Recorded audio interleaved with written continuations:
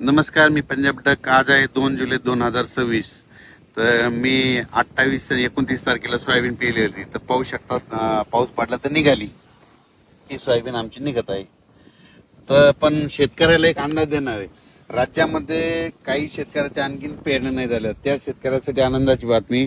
या 8 दिवसामध्ये सांगू इच्छितो की म्हणजे 8 जुलैपर्यंत राज्यात चांगला पाऊस पडणार आहे, म्हणून हा अंदाज लक्षात यायचा. म्हणजे सांगायचं झालं तर काही भागामध्ये मुसळधार पडणार आहे, काही ठिकाणी अतिमुसळधार पडणार आहे, काही ठिकाणी अतिवृष्टी देखील होणार आहे, म्हणून हा अंदाज महाराष्ट्रातल्या सर्व शेतकऱ्यांना लक्षात यायचा.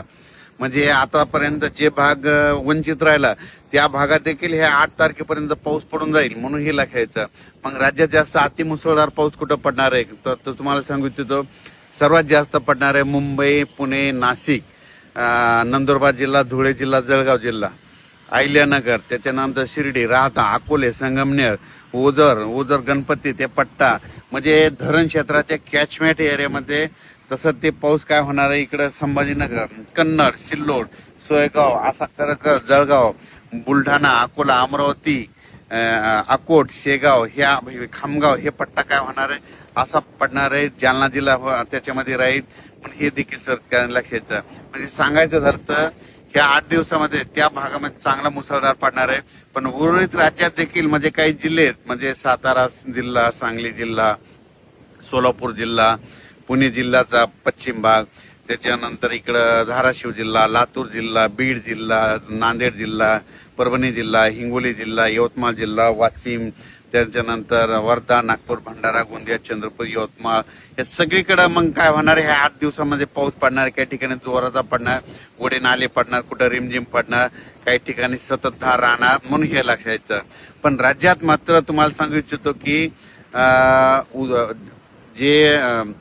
जी पाण्याची जी टंचाई वाटत शेतकऱ्याला, पाणी टंचाई होणार आहे, दुष्काळ पडणार आहे, ते तसं काय होणार नाही. तुम्हाला सांगू इच्छितो, उत्तर महाराष्ट्रामध्ये जे धरणं येतात, तुम्हाला सांगतो उत्तर महाराष्ट्रामध्ये नंदुरबार जिल्हा, धुळे जिल्हा, नाशिक जिल्हा आणि त्याच्यानंतर अहिल्यानगर, जळगाव जिल्ह्याचे जे छोटे छोटे धरणं आहेत, या पावसामध्ये ते पाझर तलाव त्याच्यामध्ये भरून जातील, म्हणून हे लक्षात यायचं.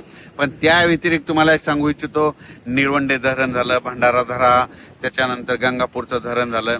काय होणार आहे, इकडं उत्तर महाराष्ट्राकडे पाऊस पडणार आहे, गोदावरीला, नाशिककडे पूर येणार आहे, त्याच्यामुळे ते पाणी काय होणार आहे ह्या धरणामध्ये येणार आहे.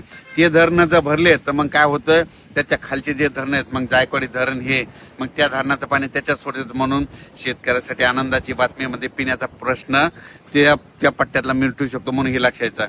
पुन्हा कोकणपट्टीचं एक सांगायचं झालं तर उजनी धरणाबाबत शेतकऱ्याचे फोन आले, कोयना धरणाबाबत आले, तर त्या भागात देखील काय होणार, कोकणपट्टी ह्या 8 दिवसामध्ये कोकणपट्टीकडे म्हणजे रत्नागिरीपासून ते इकडे मुंबईपर्यंत, पालघरपर्यंत मुसळधार, अतिमुसळधार पाऊस पडणार आहे. कोकणपट्टी, घाटमाता, महाबळेश्वर, त्या पुणे त्या परिसरामध्ये. मग त्याच्यामुळे काय होणार आहे, जे कोयना धरणाचा जे कॅचमेंट एरिया पाऊस पडण्याचा, त्या एरियात पाणी पडणार आहे आणि कोयना धरणाला लगेच पाणी येणार आहे. त्याच्यानंतर उजनी धरणात देखील काय होणार आहे, पुण्याकडे तिकडल्या पट्ट्यामध्ये पाऊस पडणार आहे, त्याच्यामुळे उजनी धरणात देखील या पावसामध्ये बऱ्याच भागामध्ये आवकमध्ये सुरुवात होणार आहे, म्हणून हे लक्षात. सांगायचं झालं तर 8 जुलैपर्यंत राज्यात म्हणजे आज 2 तारखेपासून 8 जुलैपर्यंत दररोज वेगवेगळ्या भागात जोराचा पाऊस पडणार आणि शेतकऱ्याची ज्यांचं पेरायचं राहिलं सगळीकडे पाऊस पडणार आणि सगळ्याच्या पेरण्या होणार आहे. आणि त्याच्यानंतर तुम्हाला सांगितलं हे पाऊस 8-9 तारखेपर्यंत चालत, पण त्याच्यानंतर पुन्हा लगेच 13-14 तारखेला पुन्हा पाऊस येणार आहे. पुन्हा जुलैच्या शेवटच्या देखील आठवड्यात पाऊस येणार आहे, म्हणून शेतकऱ्यांना घाबरू नका. दुष्काळ वगैरे काही पडणार नाही, पण पाऊस येणार, सगळ्या शेतकऱ्याच्या पेरण्या होणार आहे. फक्त मागं पुढं होणार आहे एवढं मात्र निश्चित लक्षात घ्यायचं.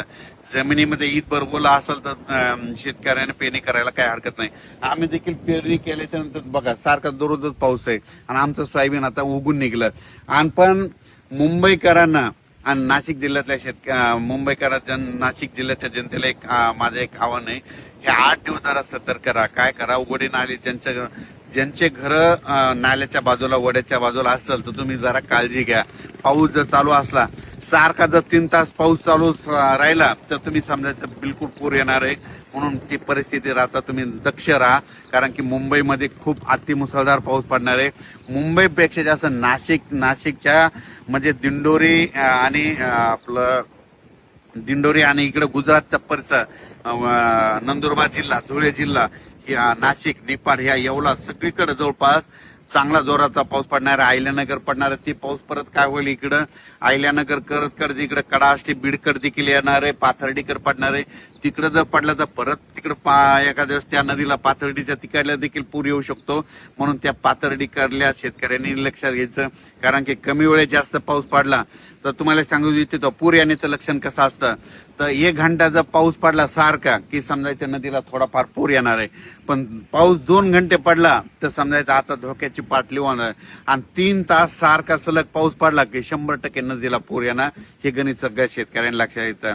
म्हणजे 3 तास सारखा पडणं म्हणजे तुम्हाला सांगू इच्छितो 120 मिलीमीटर ते 140 मिलीमीटर पाऊस असतो. म्हणून हे लक्षात घ्यायचं. मुंबईकरांना एक सांगितलं होतं मागच्या अंदाजामध्ये 20 जूनलाच म्हणलं होतं की मुंबईला म्हणजे 1 जुलै ते 11 जुलैच्या दरम्यान जवळपास 1100 ते 1200 मिलीमीटर त्या 8 दिवसामध्ये पाऊस होईल म्हणून मागच्या अंदाजामध्ये सांगितलं होतं.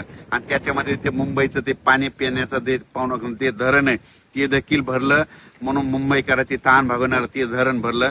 पण त्याच्या व्यतिरिक्त आता इगतपुरी त्या उत्तर महाराष्ट्राकडे पाऊस पडणार आहे. त्याच्यामुळे बऱ्याच कॅचमेंट एरियात त्या धरणाला पाणी येणार आहे. म्हणून ही सर्वप्रथम आनंदाची बातमी.